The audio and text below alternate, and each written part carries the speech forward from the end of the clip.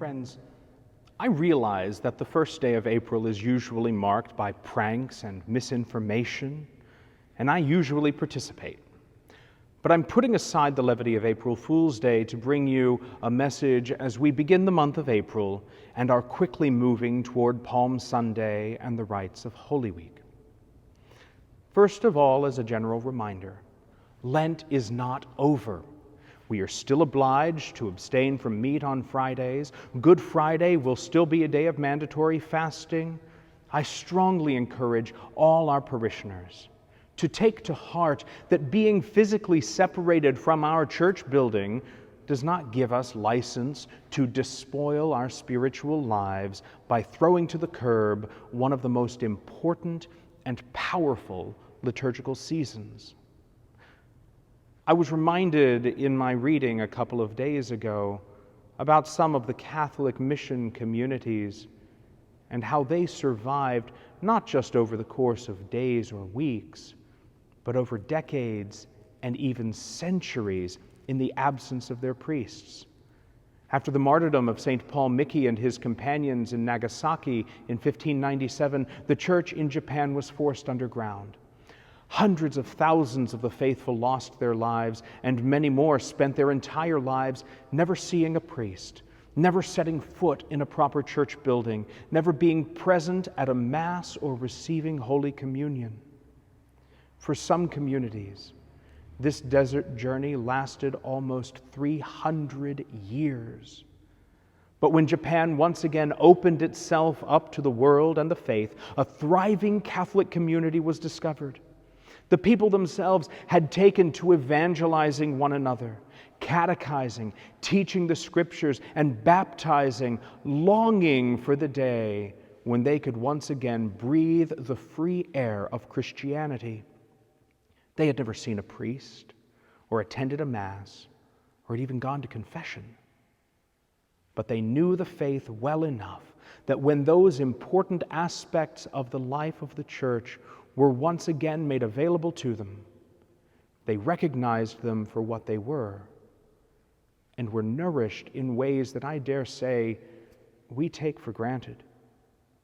The story of the Church in Japan is a powerful testament to just how critical the lay apostolate is in these times, and it underscores how fundamental to the Catholic life is that which I've been talking about now for a few years in the parish, the domestic church.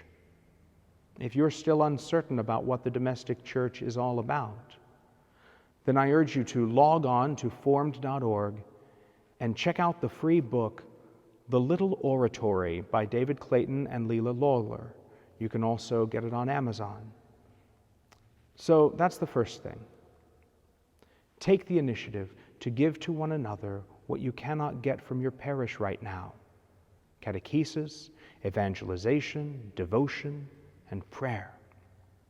Second, understanding the preeminent value of the Holy Eucharist to the life of the Christian, I soon hope to be exposing the Blessed Sacrament throughout the day for people to venerate, provided that you maintain the social distancing protocols established. From 6 a.m. to 6 p.m., the Blessed Sacrament will be adored through the side door of the parish office, convent building at St. Patrick's, the door that's right there at the parking lot, and you've probably never even noticed it. Anyone is welcome to come and either park in the lot by the door so you can adore from your car, or to stand, sit, kneel in the lot.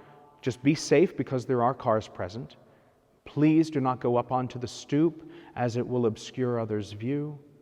The door will be locked to ensure the safety of the Holy Eucharist. And most importantly, please, please, please be mindful of the guidelines regarding social distancing. This should not turn into a situation where we have groups gathering. Third, I am available to hear confessions, so please make use of that availability. Call or email to set up an appointment. Our priests have been advised not to establish regular confession times, as it may encourage people to congregate. Personally, I think that's a bit optimistic, given the rate of confessions heard in our parishes these days, But I digress. Friends, in all this, don't lose heart. And don't forget where our strength truly comes from God alone. We can take all the precautions we're instructed to. We can keep our distance, work from home, but ultimately, as a people of faith, we have to put ourselves in God's hands, recognizing that our Creator is ultimately in control. We might ask the question about why God lets things like this happen, and perhaps that'll be a discussion for another time.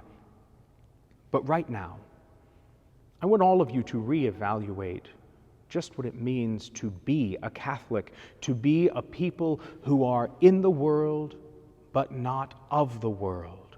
A people who draws its strength not from a human source, but from the supernatural grace of the sacraments and the supreme God to which they lead us. If our community of faith is to remain strong in times of trial, then we cannot rely on gimmicks and fads and even social media. They will utterly fail us in the end. Our reliance must be on God alone. It's a tremendous leap of faith, and these days stand to show us just how much we need to make our own the prayer of the father of the possessed child in the 9th chapter of Mark's Gospel. Lord, I do believe. Help my unbelief. May God bless you and keep you now and always.